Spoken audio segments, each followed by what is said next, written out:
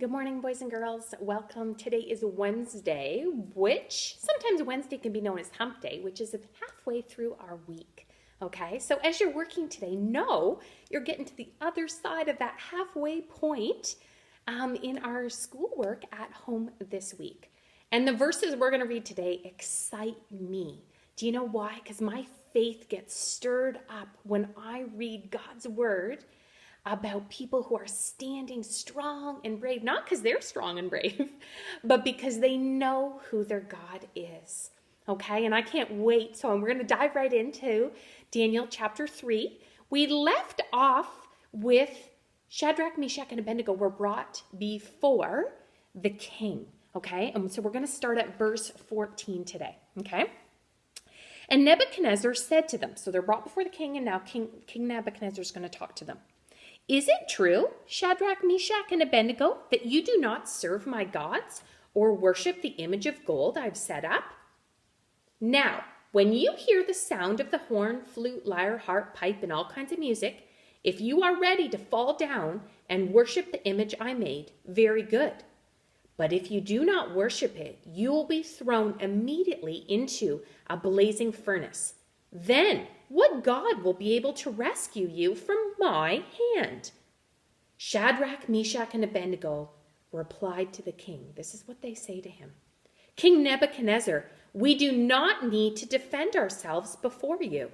If we are thrown into the blazing furnace, the God we serve is able to deliver us from it, and he will deliver us from your majesty's hand.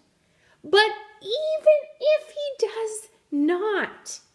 does not, we want you to know that we will not serve your gods or worship the image of gold you have set up. So we have our memory verse in these verses. Isn't this amazing how brave these three guys are? The king could have immediately put them to death, right? And their actions are speaking louder than their words. They didn't bow down. They were the only ones left standing when the music played. Everybody else had bowed down. Okay? Now we talked about why they're refusing to bow down. They're not just trying to not listen and obey. They are putting God's laws above the laws in Babylon, right? Okay? Now, it took a lot of faith, and it would take a lot of courage to say that our God is able to deliver us, okay? I think they know that God has the power to deliver them. But not only do they say to King Nebuchadnezzar, we know our God is stronger than you. They know that, but they say, even if he does not, sometimes God puts us in the fiery furnace to test our faith. So sometimes God's not going to come and deliver us out of something that's hard. You know what I think? I think of right now when we're having to learn at home. I'm praying and asking God, when can we get back to the classroom? And he has the power to change that. But I know right now he has something more important to do with us in our hearts and do with us while we're at home. And Shadrach, Meshach, and Abednego say that. But even if he does not, they know God can deliver them. But they say, even if he does not, right? They are choosing to let God do his purpose, his work in them.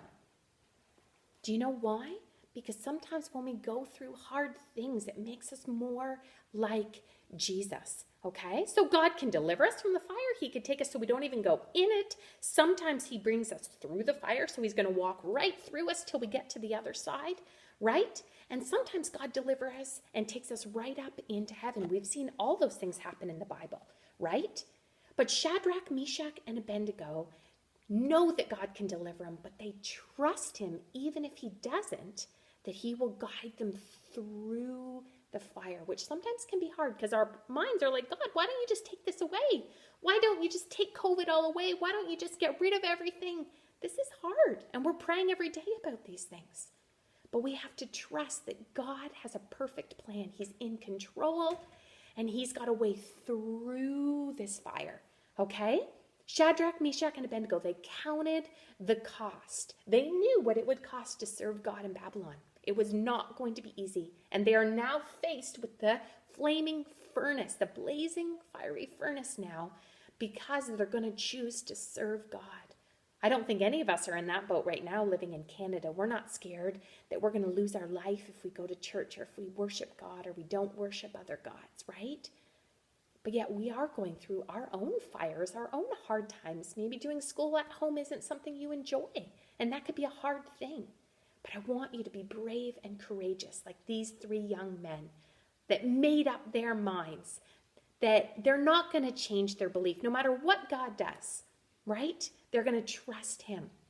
And I also think it's neat because it's also preparing us that are we going to do what everyone else is doing? Shadrach, Meshach, and Abednego are surrounded by everybody doing different things in Babylon. They're all bowing down in worship. And these 3 teenagers have decided they are not. It's hard to not do what everybody else is doing, right? Sometimes you might hear kids in your neighborhood maybe that say words that you know aren't right to use. Maybe they listen to some music that you know that God's like, I don't think that's a good thing. It doesn't produce any good fruit in your life. You're going to have pressure to do things that other people do, that you know that God's told you in his word isn't what he wants you to choose, right? But you have a choice. You're going to have a choice. What are you going to do? If you were in Babylon, what would you do? Would you bow down because you were scared of the furnace? It's okay to be scared. We just have to ask God for the faith to choose the right thing, right? Being courageous doesn't mean you don't have fear. It just means you ask God for the courage to stand, to make up your mind and say, God, I'm going to serve you.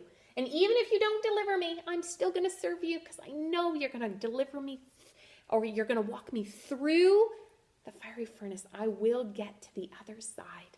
Oh, I love these verses. I love this courage. It challenges me. It helps me to say, okay, God, right? Well, we're at home right now. God, what do you want to do? Because I know you're in control. So what do you want to do? And I want to grow and be more like Jesus every day. Okay, so keep practicing your verse.